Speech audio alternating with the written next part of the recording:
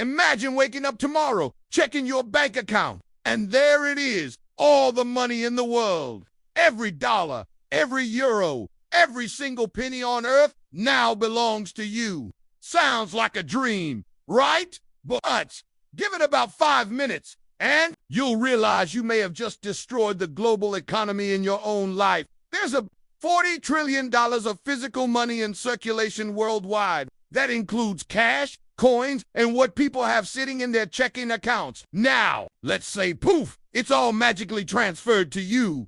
You're now the richest person in history. You could buy every car, every house, every private island, and still have plenty left over. Except there's a problem.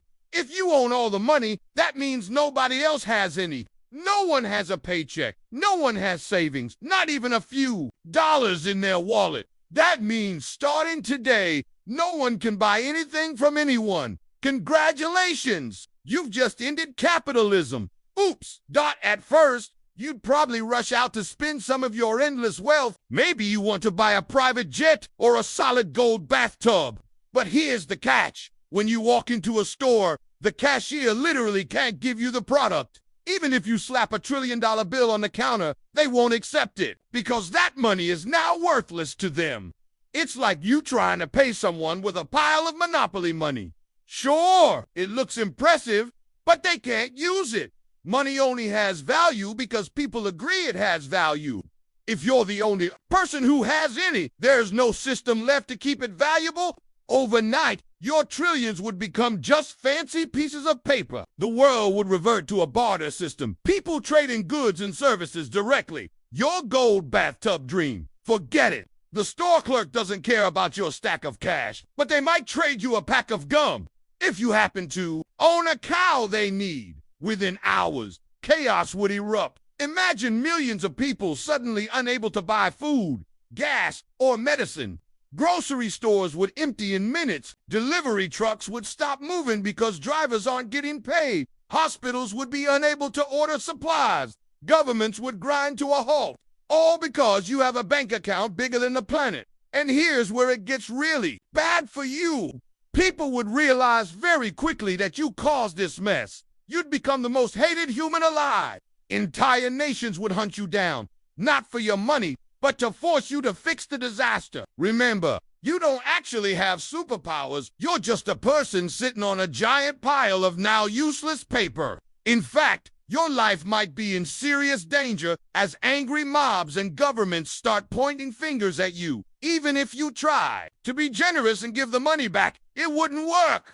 Handing someone $1 billion now is like giving them a bag of dirt. With no shared belief in the value of money, it's meaningless. The global economy would need a complete reset. Banks, businesses, and governments would have to agree on a brand new currency and start over from scratch. That could take months or even years, during which time people would survive by trading goods, skills, and probably a lot of violence. You might think, okay, what if I don't just take all the cash? What if I also take control of all digital wealth, like stocks and crypto? Funny thing is, that makes it worse. The total global wealth, including assets, is over $500 trillion.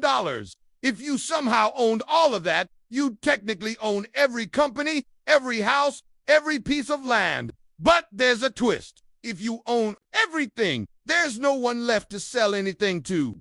The concept of ownership collapses. You'd basically be sitting alone on a planet-sized junkyard of stuff you can't use, while billions of angry, broke people stare at you. Here's the wildest part. Even though you started this as the richest person alive, you'd quickly become the poorest. You'd have no food unless you grew it yourself, no electricity unless you generated it, no internet unless you built and maintained the network yourself. Because remember, nobody works for free and nobody else has any money. Your mountain of cash can't buy you a single sandwich. This scenario highlights something fascinating. Money is completely imaginary. It's not gold or paper or numbers in a bank. It's a story we all agree to believe. The moment that shared belief disappears, like when one person hoards all of it, the entire system collapses. So, what if you literally had all the money in the world? You wouldn't be a billionaire supervillain living in a castle.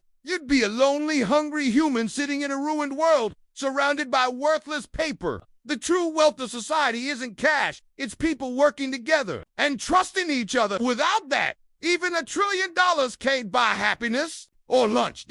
If you enjoyed this little economic apocalypse, hit the like button and tell me in the comments what would be the first thing you'd try to buy with all the money in the world. And don't forget to subscribe for more wild what-if scenarios.